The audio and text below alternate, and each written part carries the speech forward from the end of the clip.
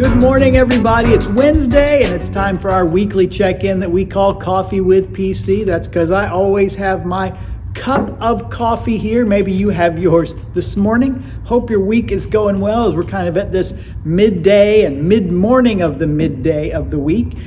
So kind of all downhill from here. Hope things are going well for you and with you. Wanted to talk a little bit about something we've kind of been spending a few weeks on Sundays talking about. We're going through the book of Hebrews.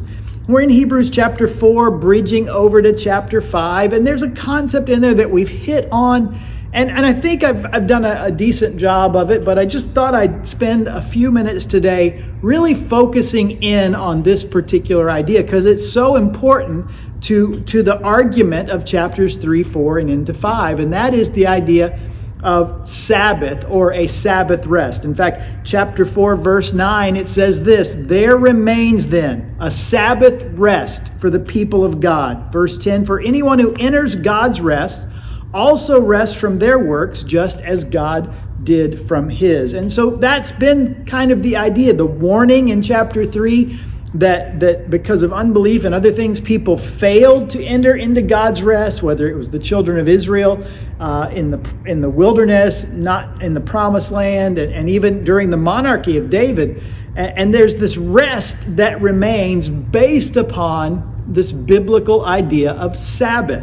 So let's talk about that for a few minutes. I just thought we'd mention what is Sabbath. Well, one of the things I mentioned in the sermon is the Sabbath, as far as one of the 10 commandments. It makes that list, and it is the one that's the longest as far as the words and verses used in the 10 commandments. Exodus 20 is typically where we go to read the 10 commandments, but I'm actually going to read them from Deuteronomy chapter 5. You might not know this, maybe you do, but Deuteronomy has its own list of the 10 commandments. Moses is recounting the law. In fact, the name of the book, Deuteronomy, kind of literally means second law, and so he's refreshing their mind on the law that was given, and he goes through the 10 commandments as part of Deuteronomy chapter 5. Let me read verses 12 through 15 that talk about the Sabbath. He says this: "Observe the Sabbath day by keeping it holy, as the Lord your God has commanded you.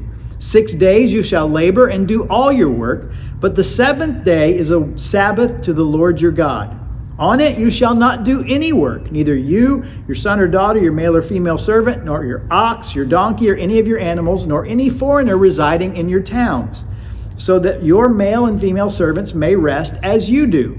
Remember that you were slaves in Egypt, and that the Lord your God brought you out of there with a mighty hand and an outstretched arm.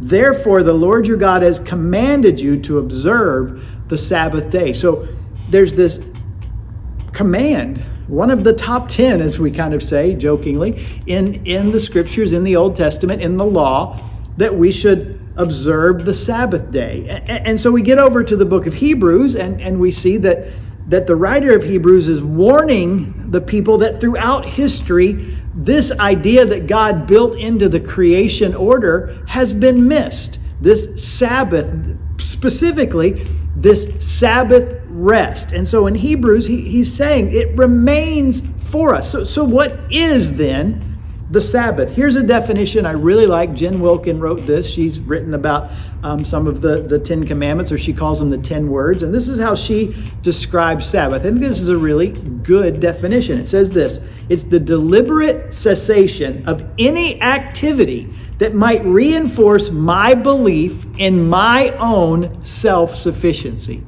The deliberate cessation of any activity that would reinforce my belief in my own self-sufficiency is how she defines what Sabbath is. So deliberate's a pretty important word. We purposefully, deliberately cease from our work. Now, sometimes we associate Sabbath with a day off. And there is that reality. It says it in that commandment. You work 6 days and you don't work the seventh day. Now that in itself in our modern culture is probably a pretty good reminder, because we are, as we've talked about and as you know, inherently busy people. We go some more. There is a constant push that's been built into us kind of by our culture. And by the way, hardworking and all that's fundamental to sort of the values that you probably grew up with as I did. So that idea is present. So in and of itself, a reminder, hey, take a day off is a good thing. I read somewhere about a pastor, and he was a workaholic, as some pastors are, maybe a lot of pastors are. And in that, one of the things that what he kind of confronted some of his staff about who were talking about that, he said this: the devil never takes a day off. Why should I? Well, you might relate to that. You can see that. The devil's always working. He's out there. There's just a lot of stuff going on. But the response one of his staff members had to him was priceless. He said, I don't know about you, but I don't want to make my example the devil. How about that? And I think if we're not careful, we can lapse into that. God is very specific in the creation order, in the commandments that he gives us, and even here in Hebrews, Sabbath and rest should be part of our patterns in life. He built it in from the beginning, and he encourages us to take it, and he says it remains for us. But if we get in that mindset where we get so wrapped up of go, go, go, there's always something to do, and I got to keep doing it, what we're doing is convincing ourselves that we make the world go round. We might not say it that way, but we think our activity and our energy and our effort and our abilities are vital to whatever. But what is Sabbath? Back to that definition. Deliberately ceasing from any activity that reinforces my belief in my own self-sufficiency. That it does, that in fact I do make the world go round. Sabbath is a way to fight against that. Even in this commandment in Deuteronomy 5, he says in verse 15, remember that you were slaves in Egypt. And how did they get out? He says, and the Lord your God brought you out of there with a mighty hand and an outstretched arm. If you're familiar with that account in Exodus, where God delivers the children of Israel through the series of plagues, if he were to have a sort of a sit down with Israel because they weren't realizing and obeying this kind of Sabbath command, as it were, he might say, look, what did you do? What did you do to turn the Nile into blood? What did you do to make this plague happen or that plague happen? What did you do to part the Red Sea? The answer? Absolutely nothing. Their entire deliverance and rescue was God's activity on their behalf. And the Sabbath is a way that they are to set aside time to remember that.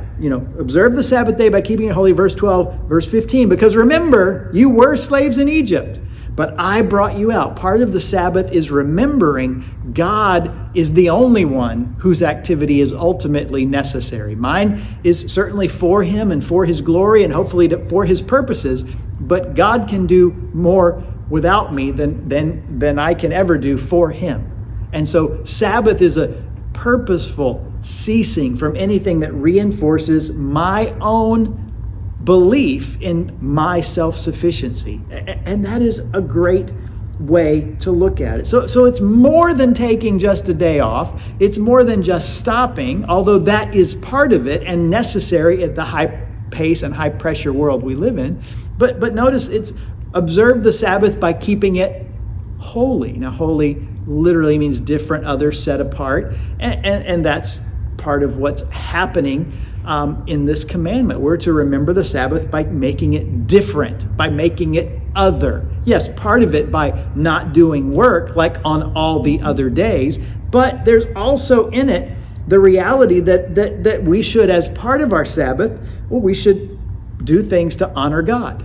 That we should take that Sabbath, not just to cease from the things that are reminders of our own self-sufficiency, but also to do the things that remind us that God is at work in us and through us, and he is for us, and he can use us. So Sabbath, keeping it holy, honors him. That's why part of what Sabbath means is the day we designate for worship, and in a sense for our day of Sabbath, to keep it holy, to set aside, to remember what God has done for us. He didn't deliver us physically from Egypt and from slavery, but he did deliver us from slavery to sin by the gift of his son Jesus. And so part of Sabbathing is spending time in honor of God who's done that. That could be in corporate worship, in Bible study. It should include personal and contemplative times where you get by yourself and read or pray or journal or whatever it is that recharges you spiritually, that reminds you the world doesn't revolve around you and doesn't depend on you. It depends on God, and you recenter and reorient yourself. Sabbath is about that. It's a reorientation of our mindset to who God is and what He has done on our behalf, and the fact that, well, we're not quite as important as we think we are. And so that's part of what Sabbath does for us in keeping it holy. One way that we can do that as well might be to consider not just a contemplative side to Sabbath, but I think you'd call it kind of to enjoy the beauty that is in our world. We can find that beauty certainly in creation. We in the Keys live in a great place, and Sabbath can be times I've Sabbathed on a kayak or on a boat or someplace out in the beauty of nature, contemplating the beauty of it. Sabbath can come from the beauty of art, whether it's music or other forms of art that just recharge us. Certainly that music would be one of them for some people. It's not so much my cup of tea, but there are varieties of artwork. In fact, we had some folks that just went over to Italy and sent a text of the Last Supper painting, and as they sent it, I was reminded it's this massive wall-size painting. You know, it's not a little frame thing that Da Vinci did, and things like that. The beauty of art and music and nature certainly are reminders, right? Because as you look at the creation story, what does God say over and over again? He saw that it was good. He saw that it was good, and it was very good at the end of the narrative. The beauty of God's creation in us. And so all of those things go into Sabbath. So what am I saying? What am I getting at? Number one, it's a commandment. You should do it. We said this on Sunday. If I were to say to somebody, hey, how's it going? They go, you know what? My life is great. Well, I am kind of still having that affair with my neighbor's wife. But besides that, things are going great. We'd go, what? What'd you say? Or if somebody were to say, yeah, things are going great, but I got really mad and I killed somebody last week, we'd be all up in arms. Thou shalt not kill, thou shalt not commit adultery, 2 of the 10 commandments. Guess what else is there?